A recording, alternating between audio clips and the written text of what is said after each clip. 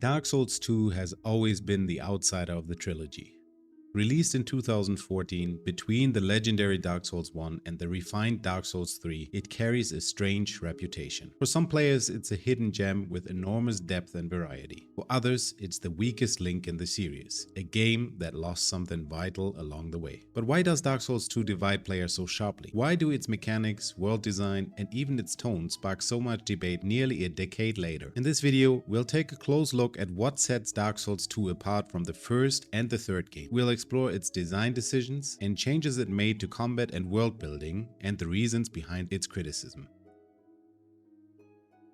Let's start with the context. Dark Souls 1 was directed by Hidetaka Miyazaki, the man most closely associated with the Souls series. Dark Souls 3 saw him return to the director's chair, but Dark Souls 2 was led by Tomohiro Shibuya and Yui Tanimura, while Miyazaki worked on Bloodborne at the same time. And that matters because directors shape the soul of a game, its pacing, its world, its mechanics. The new team wanted to push the series forward in new ways.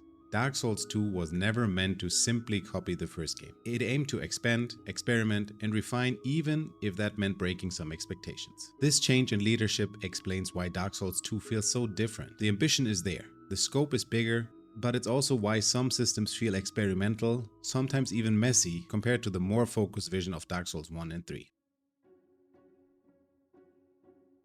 And one of the most immediate differences players notice is the world itself. Dark Souls 1 is celebrated for its interconnected map. Areas fold back on themselves through shortcuts and elevators. Exploring feels like peeling back layers of one giant living organism. You open a gate or kick down a ladder and suddenly you realize you're back at Firelink Shrine. It creates a more powerful sense of place and discovery. Dark Souls 2 takes a different approach. Majula acts as a central hub, and from there you branch out into multiple regions. The world is bigger and visually diverse. You've got sunlit ruins, poison swamps, windmills, frozen castles, but the areas rarely loop back into each other. Many paths are self-contained journeys rather than pieces of one puzzle. Players who loved Lordran's design sometimes call Drangleic disconnected, but others appreciate the variety. It trades interconnection for scope. Instead of one tightly woven world, you got a series of distinct adventures radiating out from Majula. Dark Souls 3 would later blend the two styles. Most linear like DS2, but with better shortcuts and a sense of cohesion closer to DS1.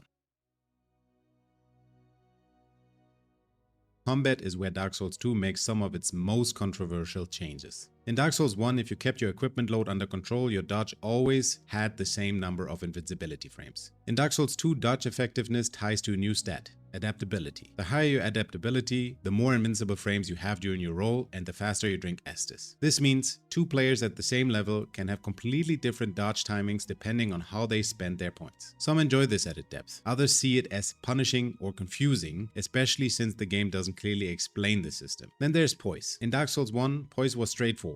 Enough poise and you wouldn't stagger when hit. Dark Souls 2 changes how it works under the hood, leading to complaints that heavy armor feels less reliable. Combined with enemy attack tracking that can seem a bit too accurate, combat sometimes feels off compared to other games. But it's not all negative. Dark Souls 2 adds power dancing, letting you dual wield weapons and unlock unique movesets if you meet stat requirements. The game also offers more weapon types, more spells, and more equipment variety than any other Souls title. For players who love experimenting with builds, it's a playground. Bosses are another area where opinions split. Dark Souls 2 has more bosses than any other Souls game. On paper that sounds great, but the quality is uneven. Some encounters like the Pursuer or the Looking Glass Knight stand out as memorable. The DLC bosses, especially Fume Knight and Sir Alan, are often praised as some of the best fights in the entire series. But the base game also has bosses that feel like filler. Multiple fights against giant armored knights, a few reused enemy types, and several gang fights where you battle multiple bosses at once. After Dark Souls 1 gave us legends like Ornstein and Smoke or Artorias, some players felt like Dark Souls 2 lacked the same iconic moments. Dark Souls 3 would later focus on fewer but more polished encounters, learning from both extremes.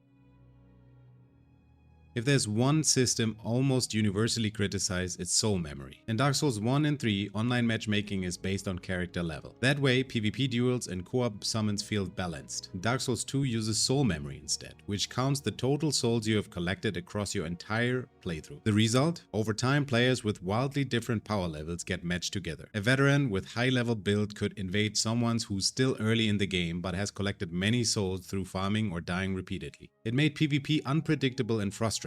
Then there's hollowing. In Dark Souls 2, every death lowers your maximum health until you use a human effigy or a special ring to restore it. It raises the stakes but can punish newcomers harshly, especially before they understand how the system works.